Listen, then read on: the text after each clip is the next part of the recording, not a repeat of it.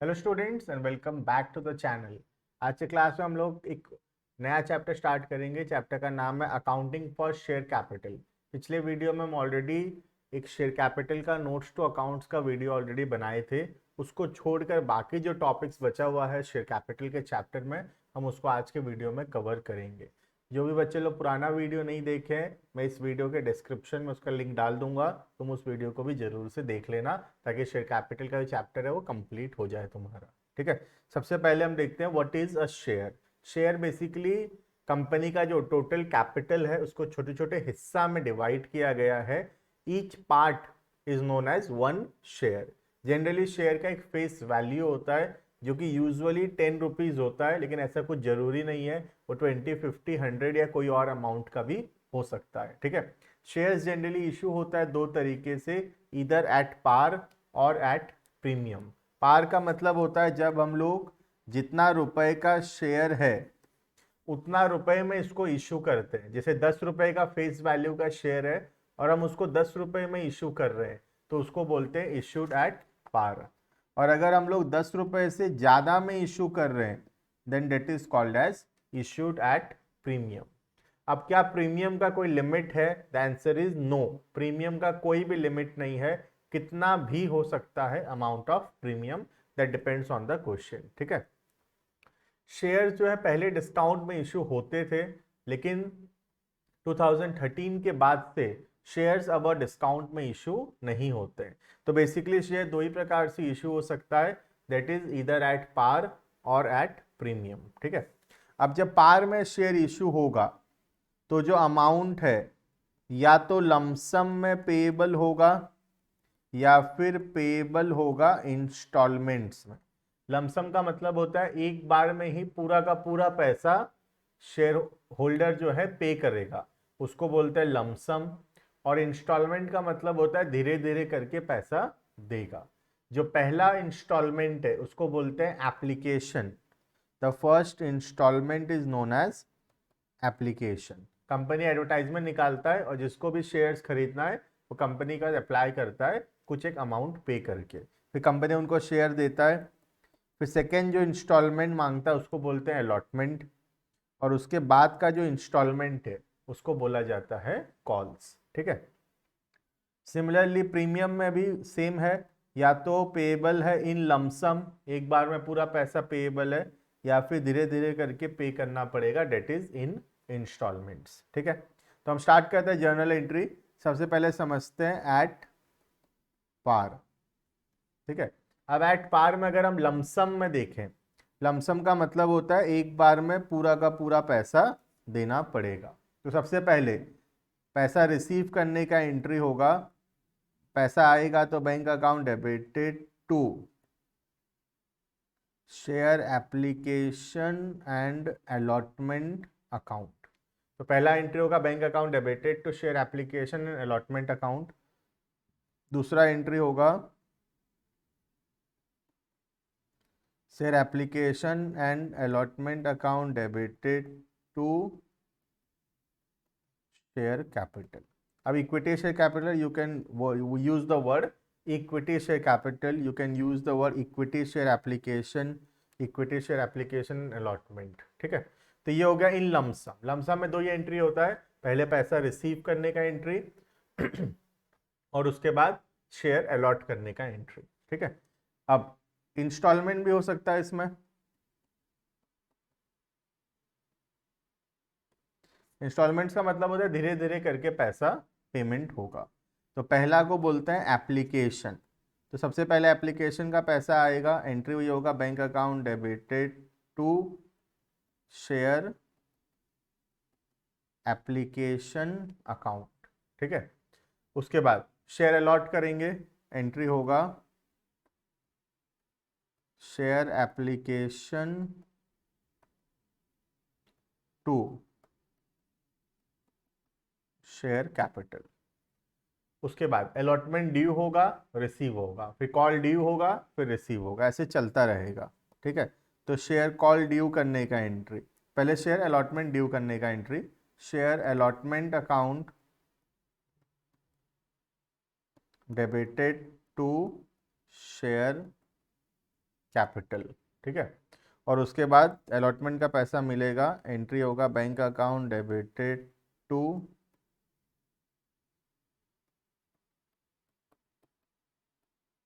Share allotment account. This is the journal entry. Same call के लिए भी same entry होगा वैसे ही जैसे ड्यू हुआ यहाँ पे। Entry number 5 share call due, तो share call account debited to share capital.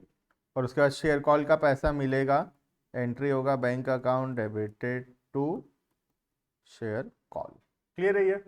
This is the entry related to at par instalments, ठीक है। वहीं पे अगर प्रीमियम होगा तो प्रीमियम में कुछ नया एंट्रीज नहीं होता है, प्रीमियम वही का वही एंट्रीज होता है, बस जो प्रीमियम का अमाउंट है वो सिक्योरिटी प्रीमियम अकाउंट में क्रेडिट हो जाएगा, ठीक है। प्रीमियम कहीं पर भी हो सकता है, इधर इन अलॉटमेंट, इधर इन एप्लीकेशन कॉल्स, कहीं पर भी हो सकता है। लेकिन अगर क्वेश्चन में कुछ नहीं बोला है तो हम हमेशा एज्यूम करते हैं कि वो अलॉटमेंट में होगा, ठीक है। तो अगर लमसम होता तो पहला जो एंट्री हुआ bank account debited to equity share application allotment, वो एंट्री तो होता ही। दूसरा एंट्री जो किए उसमें आ जाता क्रेडिट में टू सिक्योरिटी प्रीमियम अकाउंट, ठीक है। जैसे 10 का शेयर अगर हम 12 में इशू किए तो पहला अमाउंट होगा 12, उसके बाद होगा 12, 10, 2, ठीक है। और वैसे ही इंस्टॉलमेंट के केस में जब भी अलॉटमेंट ड्यू करेंगे तब सिक्योरिटी प्रीमियम अकाउंट भी यहाँ पर क्रेडिट हो जाएगा। तो ये जो एंट्री है वैसे का वैसे ही रहेगा, खाली जो एंट्री नंबर 3 है that is the allotment due, उसके क्रेडिट में आ जाएगा सिक्योरिटी प्रीमियम, ठीक है। तो एंट्री में कोई फर्क नहीं है, चाहे पार हो या प्रीमियम, एंट्री बिल्कुल सेम है, सिर्फ प्रीमियम के केस में सिक्योरिटी प्रीमियम अकाउंट आ जाता है, ठीक है। इसके बाद नेक्स्ट जो टॉपिक है हमारा वो है अंडर सब्सक्रिप्शन। अब ये अंडर सब्सक्रिप्शन क्या होता है? हम जितना शेयर का एडवर्टाइजमेंट निकाले हैं, अगर उससे कम शेयर सेल होता है तो उस केस को बोलते हैं अंडर सब्सक्रिप्शन। जैसे कि फॉर एग्जांपल हम 10,000 शेयर्स का एडवर्टाइजमेंट निकाले, ठीक है। हम बोले पब्लिक को कि हम 10,000 शेयर्स बेचना चाहते हैं, लेकिन पब्लिक जो है सिर्फ अप्लाई किया 9,500 शेयर के लिए। This is known as under subscription. तो अंडर सब्सक्रिप्शन में कोई दिक्कत नहीं है। वैसे जो भी एंट्री हम लोग करते हैं, application received, share allotted, allotment due, allotment receive, call due, call receive, सारा का सारा एंट्री जो है उसका अमाउंट किसके हिसाब से होगा? 9,500 के हिसाब से, क्योंकि शेयर जो सेल हुआ है वो हुआ है 9,500। तो हर एक एंट्री का जो अमाउंट होगा वो 9,500 multiplied by application allotment call, उस हिसाब से हम अमाउंट लिखेंगे। ये जो 10,000 है इसका कोई भी काम नहीं है, ठीक है। इसके साथ एक और रूल आता है मिनिमम सब्सक्रिप्शन का।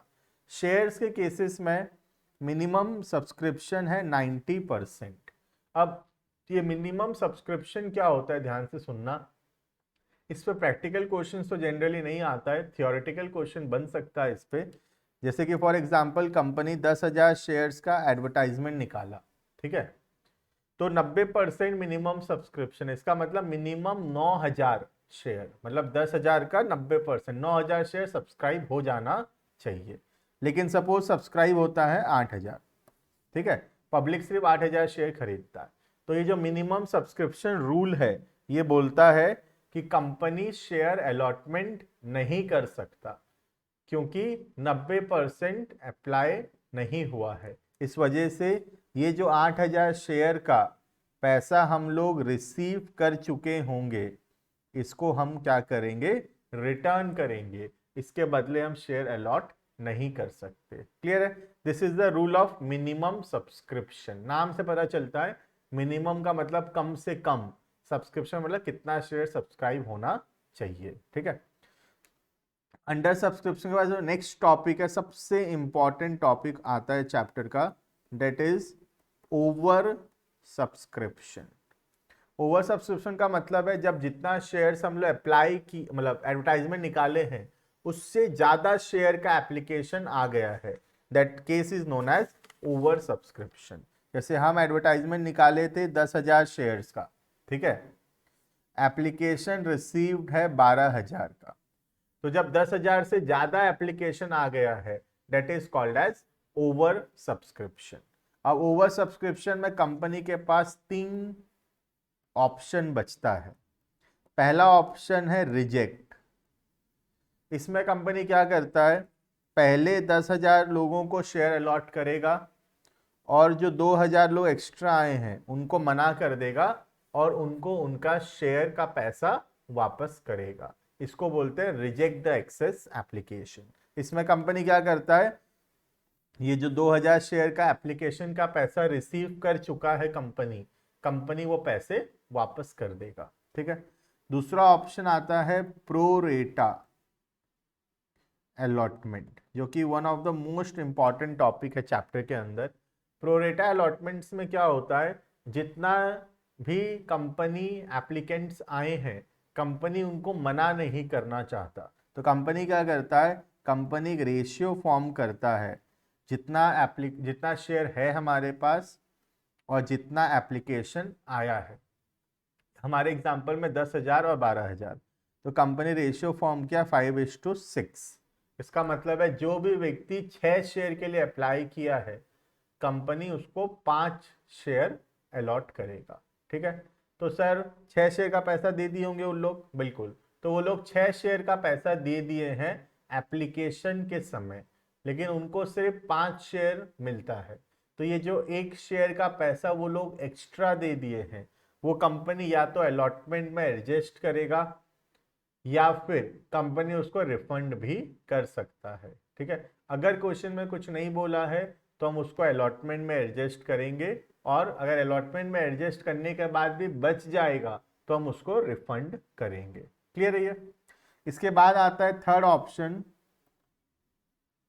That is combination of both.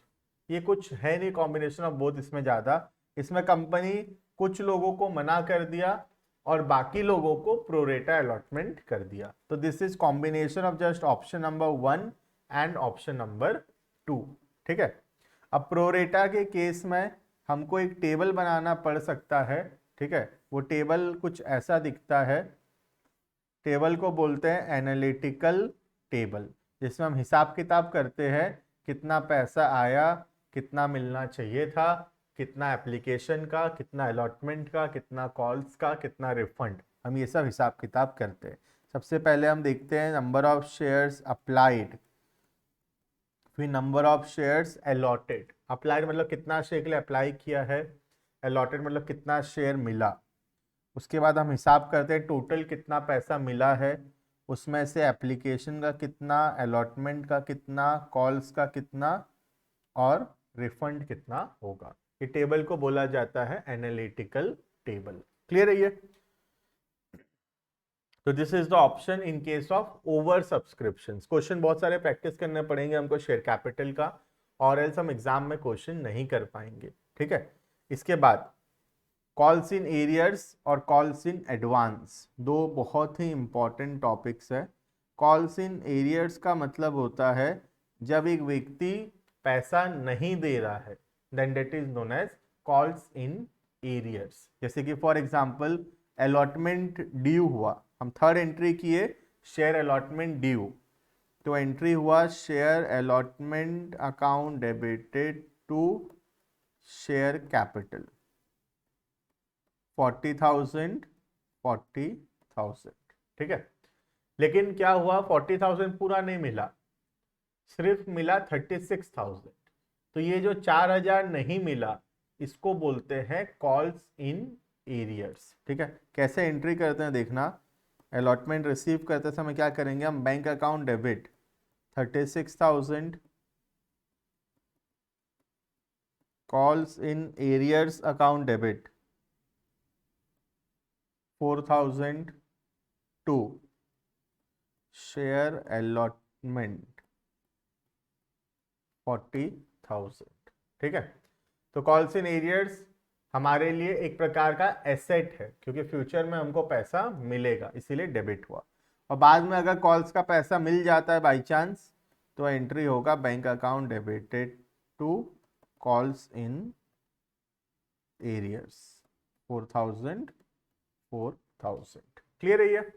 तो हम calls in arrears account open कर भी सकते हैं, हम ओपन नहीं भी कर सकते। जैसे ये एंट्री नंबर डी, इसमें हम ऐसे भी कर सकते थे entry bank account debited to share allotment 3636। ठीक है, तो जो पहला मैं करके दिखाया वो है कॉल्स इन एरियर्स ओपन करना, और जो बाद में लिखा बैंक टू शेयर अलॉटमेंट, ये है कॉल्स इन एरियर्स ओपन ना करना।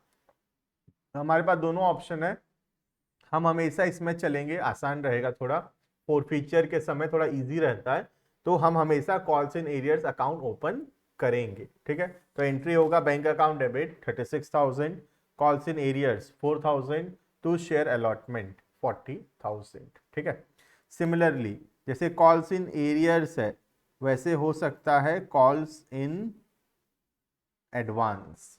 कॉल्स इन एडवांस का मतलब होता है जब पैसा ड्यू नहीं हुआ है लेकिन कोई शेयर होल्डर एडवांस में पैसा दे दिया है, उसको बोला जाता है कॉल्स इन एडवांस। एंट्री होगा सबसे पहला, पैसा मिलेगा तो एंट्री होगा bank account debited to calls in advance account. Bank में पैसा आया, एसेट है, डेबिट हुआ। कॉल्स इन एडवांस हमारे लिए लाइबिलिटी है, इसीलिए वो क्रेडिट हुआ। और बाद में जब सच में पैसा ड्यू हो जाएगा, एडजस्ट कर देंगे उसको, calls in advance account debit to, suppose ये शेयर फर्स्ट कॉल का पैसा है, तो बाद में जब शेयर फर्स्ट कॉल ड्यू हो रहा होगा, शेयर फर्स्ट कॉल रिसीव हो रहा होगा, तब हम एंट्री कर देंगे calls in advance to share first call. ठीक है, तो कॉल्स इन एडवांस कैंसिल हो गया, एंट्री वही हुआ पैसा मिलने का, bank to share first call. ठीक है, this is about calls in advance. अब इसके बाद एक बहुत इंपॉर्टेंट टॉपिक है, वो है calculation of allotment not received in case of pro rata allotment। ठीक है, इसका मतलब क्या है, शेयर्स प्रोरेटा में अलॉट हुआ था।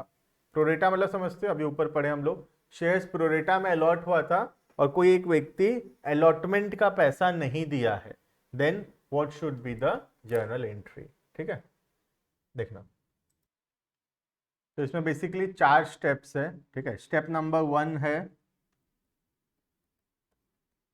अगर हमको शेयर अप्लाइड दिया है तो हमको शेयर अलॉटेड निकाल लेना है, और अगर शेयर अलॉटेड दिया है तो हमको इसमें शेयर अप्लाइड निकाल लेना चाहिए सबसे पहला। जैसे कि हमको दिया होगा, जब मिस्टर ए पैसा नहीं दे रहा है, तो हमको दिया होगा मिस्टर ए कितना शेयर के लिए अप्लाई किया था, तो हम निकाल लेंगे कितना शेयर मिस्टर ए को अलॉट हुआ था। और अगर दिया है मिस्टर ए को कितना शेयर अलॉट हुआ था, तो हम निकाल लेंगे मिस्टर ए को कितना शेयर मिस्टर ए अप्लाई किया था। ठीक है, उसके बाद स्टेप 2 में हम करते हैं कितना पैसा अलॉटमेंट में ड्यू है। अब अलॉटमेंट में कितना पैसा ड्यू होता है, number of shares allotted multiplied by allotment money per share। ठीक है, number of share allotted multiplied by allotment money पर शेयर। नेक्स्ट स्टेप 3 होता है एक्सेस मनी रिसीव्ड। अब एक्सेस मनी रिसीव्ड क्या होता है, कितना शेयर के लिए अप्लाई किया था, तो अप्लाई किया था number of shares applied minus number of share allotted multiplied by, ध्यान से रखना यहाँ पे, मल्टीप्लाइड बाय एप्लीकेशन पर शेयर।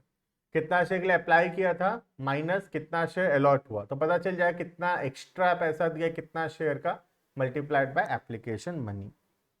और स्टेप 4 में होता है अलॉटमेंट नॉट रिसीव्ड, जो कि होगा step 2 allotment due minus step 3 excess money received. ठीक है, ये बहुत इंपॉर्टेंट कैलकुलेशन है, एक प्रकार से बहुत ही ज़्यादा क्वेश्चंस में ये काम में आने वाला है। ठीक है, इसके बाद जो नेक्स्ट टॉपिक आता है वो है फोर फीचर ऑफ शेयर्स। जो भी नालायक लोग पैसा नहीं दे रहे हैं, हम क्या करेंगे, उनका शेयर को फोरफिट करेंगे। ठीक है, अब फोरफीचर या तो पार वाला शेयर फोरफिट हो रहा होगा या फिर प्रीमियम वाला शेयर जो है वो फोरफिट हो रहा होगा। ठीक है, पार वाले शेयर अगर फोरफिट हो रहे हैं तो एंट्री होगा शेयर कैपिटल अकाउंट डेबिट, इसके सामने आएगा called up value. Called up value का मतलब होता है जितना पैसा हम मांगे हैं। ठीक है, कॉल्ड अप वैल्यू मतलब the amount of call made by the company. ठीक है, पूरा फेस वैल्यू नहीं आएगा इसमें हमेशा। जैसे कि फॉर एग्जांपल 10 रुपए का शेयर है और अभी तक हम 8 रुपए मांगे हैं, तो शेयर कैपिटल के सामने 8 रुपए आएगा। ठीक है, 2 शेयर फोर फीचर, इसमें आएगा अमाउंट रिसीव्ड। ठीक है, इसमें आएगा अमाउंट रिसीव्ड और फिर आएगा 2 कॉल्स इन एरियर्स, इसमें आएगा अमाउंट नॉट रिसीव्ड। ठीक है, तो बहुत ही सिंपल है। जैसे कि फॉर एग्जांपल हम 10 रुपये मांगे हैं और उसमें से 6 रुपये मिला है, 4 रुपये नहीं मिला है, तो अमाउंट बहुत सिंपल है, share capital 10, share four feature 6, calls in arrears 4। ठीक है, वहीं अगर हम लोग 8 रुपये मांगे अभी तक, तो शेयर कैपिटल के सामने 8, 6 रुपये मिला है तो शेयर फोर फीचर के सामने 6 और कॉल्स इन एरियर्स में 4 रुपीज। ठीक है, इसके बाद आता है प्रीमियम में इशू किया हुआ शेयर। इसमें दो है, एक है सिक्योरिटी प्रीमियम नॉट रिसीव्ड। इसका मतलब क्या होता है, जैसे प्रीमियम अगर अलॉटमेंट में है और अलॉटमेंट का पैसा अब तक नहीं मिला है, तो उसको बोलते हैं सिक्योरिटी प्रीमियम नॉट रिसीव्ड। तो एंट्री क्या होगा, share capital account debit, security premium account debit, to share forfeiture, to calls in arrears. तो शेयर फोर फीचर में तो वही आएगा amount received, calls in arrears में वही आएगा amount not received, share capital के सामने वही अमाउंट आएगा कॉल्ड अप वैल्यू, और सिक्योरिटी प्रीमियम के सामने आएगा जितना रुपया सिक्योरिटी प्रीमियम हम मांगे हैं। जैसे कि फॉर एग्जांपल 10 का शेयर था, 2 रुपया प्रीमियम में इशू हुआ है। ठीक है, हमको एप्लीकेशन का 5 रुपीज़ मिला, अलॉटमेंट का 5 रुपीज़ नहीं मिला और कॉल का 2 रुपये नहीं मिला। ठीक है, तो इसके फोर फीचर के समय शेयर कैपिटल 10, सिक्योरिटी प्रीमियम 2, जितना पैसा मिला वो शेयर फोर फीचर में, तो कितना मिला 5, और जितना नहीं मिला 5 + 2 7, ये हो गया कॉल्स इन एरियर्स। ठीक है, नेक्स्ट है सिक्योरिटी प्रीमियम रिसीव्ड।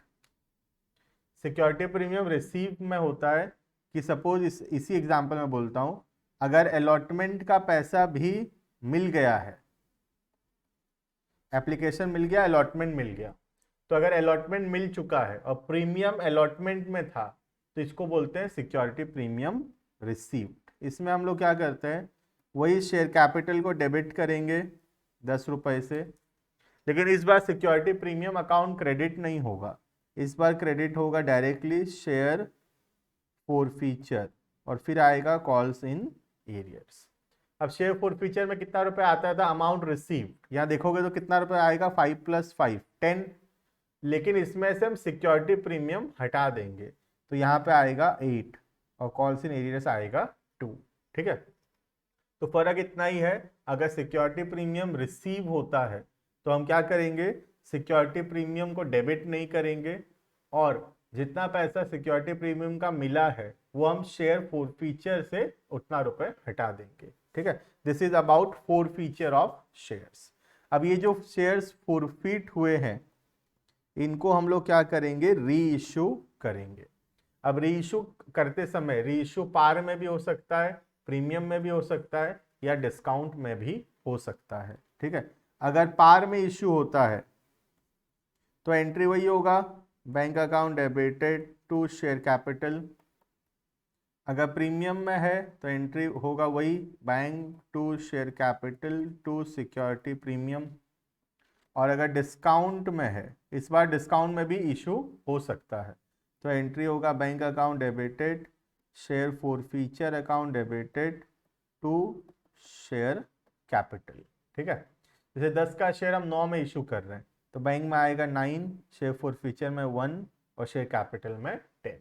तो कितना डिस्काउंट दे सकते हैं फिर? मैक्सिमम उतना ही डिस्काउंट दे सकते हैं जितना रुपया शेयर फॉरफीचर अकाउंट में है। जैसे कि फॉर एग्जांपल अगर इस एग्जांपल का बात करूं तो यहाँ पे शेयर फॉरफीचर में 8 रुपए है, तो हम मैक्सिमम इस शेयर के रीइश्यू के समय 8 रुपए का डिस्काउंट दे सकते हैं। ठीक है, 8 से ज़्यादा का डिस्काउंट नहीं दे सकते। उसके बाद जब भी रीइश्यू होगा हमको निकालना पड़ेगा amount to be transfer to capital reserve. Entry होगा share forfeiture account debited to capital reserve. ठीक है, अब इसका अमाउंट कैसे निकलेगा? अमाउंट निकलेगा, देखना कैसे। Amount in share forfeiture account, share forfeiture में जितना पैसा है multiplied by number of share reissued, जितना शेयर हम रीइश्यू किए हैं divided by number of share forfeited. Basically amount in share forfeiture account multiplied by number of share reissued divided by number of share forfeited minus जितना रुपया का हम discount दिए हैं रीइश्यू के टाइम पर। ये जो अमाउंट आएगा ये होगा amount to be transferred to capital reserve. Entry होगा share forfeiture account debited to capital reserve account. Clear है ये? तो जब भी फॉरफीचर और रीइश्यू बोलेगा हमेशा हमको कैपिटल रिजर्व में एंट्री करना ही पड़ेगा, कैपिटल रिजर्व में ट्रांसफर करेंगे ही। ठीक है, इसके बाद आता है एक लास्ट टॉपिक, इशू ऑफ, ये सब मेन टॉपिक कंप्लीट हो गया। इसके बाद एक और टॉपिक है issue of share for consideration other than cash. इसमें हम कोई बिजनेस खरीदे, कोई गुड्स खरीदे, कोई एसेट खरीदे, कोई सर्विसेज लिए और उसके बदले हम शेयर इशू कर रहे हैं। ठीक है, सबसे पहले एंट्री होगा एसेट खरीदने का, तो एंट्री अगर खाली एसेट खरीद रहे हैं तो एंट्री होता है asset account debited to vendor. अगर पूरा बिजनेस खरीद रहे हैं तो एंट्री होगा asset goodwill to vendor to liability to capital reserve. जो भी डिफरेंस आएगा एंट्री में या तो गुडविल होगा या फिर होगा कैपिटल रिजर्व। ये सेम एंट्री हम लोग पढ़े हैं पहले भी परचेज गुडविल में। ठीक है, उसके बाद हम इनको शेयर इशू कर देंगे। अब शेयर इशू या तो हो सकता है पार में या फिर हो सकता है प्रीमियम में। अगर पार में शेयर इशू हो रहा है तो एंट्री होगा वेंडर टू शेयर कैपिटल, और अगर प्रीमियम में हो रहा है तो एंट्री होगा vendor to share capital to security premium. ठीक है, इसके अलावा हम कोई सर्विसेज के लिए भी हो सकता है कि शेयर इशू करें। जैसे कि कोई अंडरराइटिंग करवाए थे हम लोग तो हमको अंडरराइटिंग कमीशन देना था, एंट्री था underwriting commission account debited to underwriters. ठीक है, अब अंडरराइटर्स लोगों को हम लोग पैसे ना देके शेयर दे दिए तो एंट्री हो जाएगा underwriter account debited to share capital, और यही शेयर अगर हम प्रीमियम में दे रहे हैं तो एंट्री हो जाएगा टू सिक्योरिटी प्रीमियम। ठीक है, सेम अगर हम लोग प्रमोटर को शेयर इशू कर रहे हैं फॉर हिज इनकॉर्पोरेशन एक्सपेंस, जो बिजनेस जो स्टार्ट किया था उस खर्चा के बदले हम उसको शेयर दे रहे हैं, तो पहले खर्चा का entry incorporation expenses account debited to promoters account, और उसके बाद हम प्रमोटर को शेयर इशू करेंगे तो एंट्री होगा promoters account debited to share capital, और अगर प्रीमियम में इशू कर रहे हैं तो to share capital to security premium. Clear है ये? तो यही है, ऑलमोस्ट चैप्टर में यही सब टॉपिक्स कवर्ड है, लेकिन ये एक ऐसा चैप्टर है जिसमें हमको बहुत डिटेल में इलस्ट्रेशंस, एक्सरसाइज क्वेश्चंस करने का ज़रूरत है। हम जितना ज़्यादा प्रैक्टिस करेंगे चैप्टर उतना अच्छा बनेगा।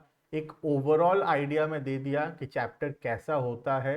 जो भी लोग पढ़े होंगे चैप्टर को पहले से उनको एक अच्छा रिवीजन मिला होगा, लेकिन जो लोग ये चैप्टर को पढ़े नहीं है उनको कुछ ज़्यादा विशेष समझ में नहीं आएगा। इसमें उनको डिटेल वीडियो देखना पड़ेगा। चैप्टर का नेचर ही ऐसा है कि इसको एक बार में अगर नहीं पढ़ा हुआ है तो डिफिकल्ट है समझना थोड़ा सा। तो डिटेल वीडियो भी तुम देख सकते हो, डिटेल वीडियो तो ऑलरेडी अपलोडेड है। डिटेल वीडियो तुम देखो, उससे तुमको समझ में ज़्यादा क्लैरिटी रहेगा। अगर तुम डिटेल में जाना चाहते हो, बिल्कुल भी नहीं पढ़े हो कभी, तो वो डिटेल वीडियो से जाओ। लेकिन अगर तुम पहले से पढ़े हो, क्वेश्चन प्रैक्टिस कर रखे हो, तुमको एक अच्छा रिवीजन मिला होगा पूरे चैप्टर का, और ओवरऑल एक रिवाइज हो जाता है चैप्टर कि क्या क्या था चैप्टर के अंदर। और अब हम क्वेश्चन करेंगे तो आराम से हमारा क्वेश्चन जो है बन जाएगा। वन शॉट का यही ऑब्जेक्टिव होता है कि जो तुम ऑलरेडी पढ़े हो उसको एक अच्छा रिवीजन देना। एक बार में पूरा चैप्टर पढ़ना आधी घंटा में मे भी कुछ चैप्टर्स के लिए पॉसिबल नहीं भी हो सकता है ये। ठीक है, चलो तो मिलते हैं नेक्स्ट वीडियो में एक नए चैप्टर को लेके, that will be issue of debentures. अभी के लिए इतना, मिलते हैं नेक्स्ट क्लास में। Thank you and bye bye.